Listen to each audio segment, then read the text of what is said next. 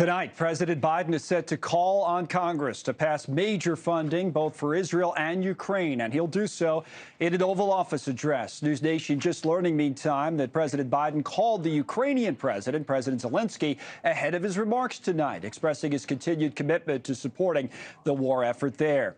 The defense minister in Israel, meantime, visiting infantry troops on the front line today and telling them, be ready. The quote was, whoever sees Gaza from afar now will see it from the inside. That's what he told the soldiers. All this comes as Israeli airstrikes continue to pound the territory, bringing the death toll close to 4,000, according to the Gaza Health Ministry. And many civilians are said to be now living in tents with little access to food and water, awaiting deliveries of humanitarian aid coming in from Egypt. The UN now says it's set to oversee that process.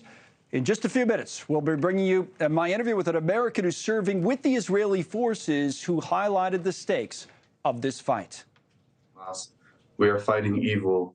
We're fighting against a terrorist group that not only is their goal the destruction of the state of Israel, but all Western civilization.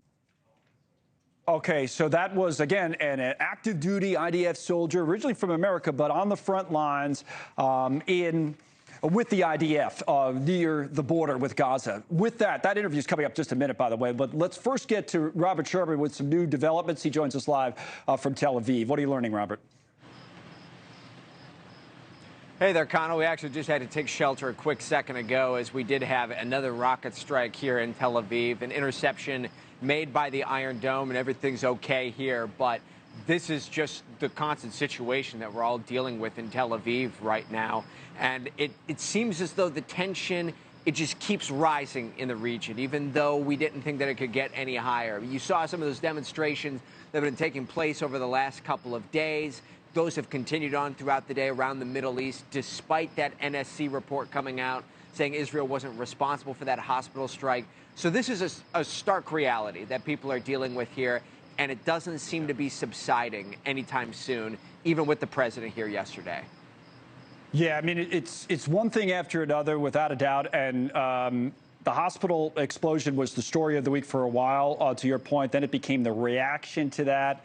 Now we have the comments from Prime Minister Netanyahu, from the Israeli defense minister, really make it sound like some sort of a ground operation is extremely imminent, at least from what they said today. And on top of all of that, you have the flare-ups at the northern border that you've been reporting on, the northern border with Lebanon all week. So try to bring all of that together. There's a lot going on.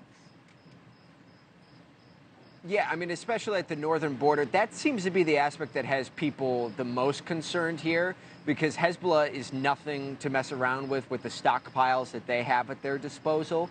And you've already seen just the other day, the IDF try to get 28 different communities cleared out for fear that things would flare up a bit more there. We're getting the IDF reports, and every couple of hours, it seems as though there's a missile coming from the north, and there's some firefighting going on there with rockets going back and forth, et cetera. So that is something that is just not subsiding at this point. But then you talked about those heightened tension down at the Gaza Strip as well, where it seems as though so much of this attention has been placed so far. The rhetoric is definitely more stark than we've seen in the last couple of days, talking about the possibility of a ground invasion, but we haven't seen anything put in motion yet, Connell. And we're not certain if or when that will actually happen. Yep. Again, we have this active duty soldier coming up here in just a minute. But you're right. It was both the Israeli defense minister, Netanyahu, going to the border and saying, hey, be ready. In addition to that, thank you, Robert. Robert Sherman there live in Tel Aviv.